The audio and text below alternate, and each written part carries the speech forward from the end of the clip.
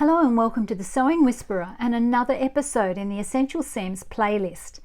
In this beginner-friendly tutorial, you learn how to sew outward curved seams, a subtle detail that can make all the difference in garment construction.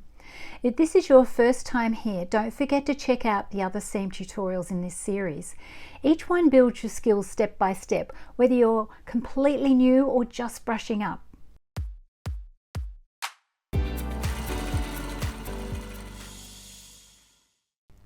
Hi and welcome. If you're just starting your sewing journey, you're in the right place.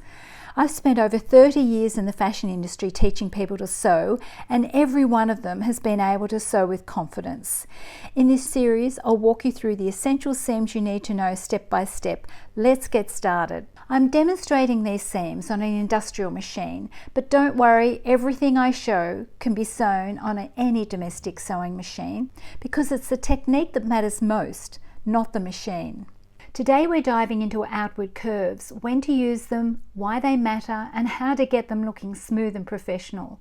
Want to sew along with me? There's a free downloadable pattern linked in the description below. Let's look at some examples. The first is a toddler's smocked party dress, featuring a classic rounded Peter Pan collar with lace trim inserted at the edge, one of the trickier curves to sew smoothly. The second is a variation with a wider pointed collar. Even though the shape differs, the sewing technique is the same. The third is another child's dress with a Peter Pan collar, but this one has piping added. I've been lucky enough to be the mum of 3 beautiful daughters, hence the smock dresses, and yes, there are many more boxed up in storage. The fourth is a scalloped hem on this top. You can see the waved shape curves along the hemline, adding an extra design detail. It's a small detail, but a powerful skill to master. Now let's sew the samples together. Here's a sample I prepared earlier. Notice how smoothly the seam sits. When I flip it over, you'll see that I've added understitching. Understitching is optional. It can be tricky on small or tight curves, but it does help the seam lie flatter and look neater. Place your fabric right sides together. Use notches, like a halfway notch, to help align the pieces. I'm using 6mm or 1/4 inch seam allowance. If you're using a commercial pattern, sew at the standard allowance, then trim it back. Pin if needed and hold it steady, then sew the seam.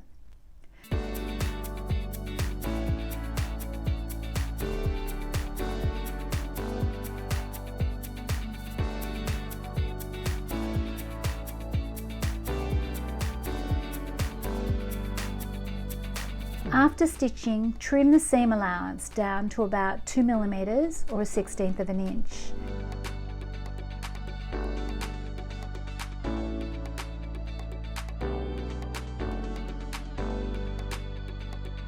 Don't snip into the seam or cut V-shaped notches. Every snip or V-shaped notch creates a bump. Instead, keep the seam allowance narrow and consistent. It will curve much more smoothly. Understitch if possible. Push the seam allowance towards the underside or the under collar if it's a collar, and sew it down with an edge stitch. Work in short sections, about 2.5 centimeters or 1 inch at a time. If the curve is too tight or the seam is too narrow, it may not be possible, but do it where you can.